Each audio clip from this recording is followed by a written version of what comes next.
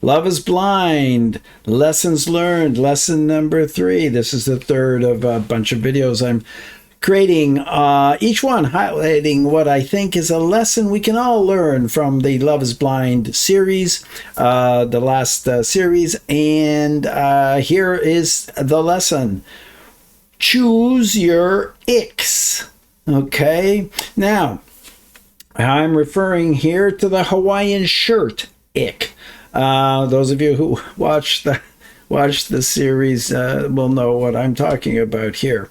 So why do I say that? Well, you know, we all have icks, okay? In my book, I talk about icks, although I refer to them as flashpoints, and I contrast them with relationship fireworks. Well, that's another story, and we'll get into that in another video. What I want to focus on now, though, is ICKS, or flashpoints, as I like to call them. Now, we all have them. And sometimes, you know, we know where they come from, why they're there, and, you know, how they got there, and all the rest of it. And sometimes we have no clue. We have no idea.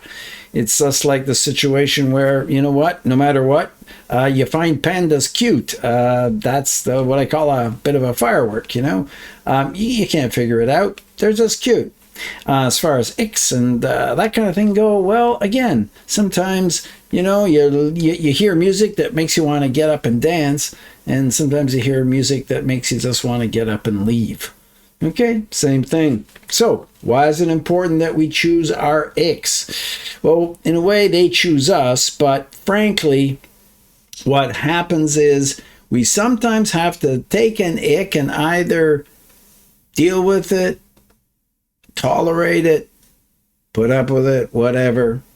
And what we have to do is that if there is something about the other person that we don't like, we have to ask, well, how big an ick is it?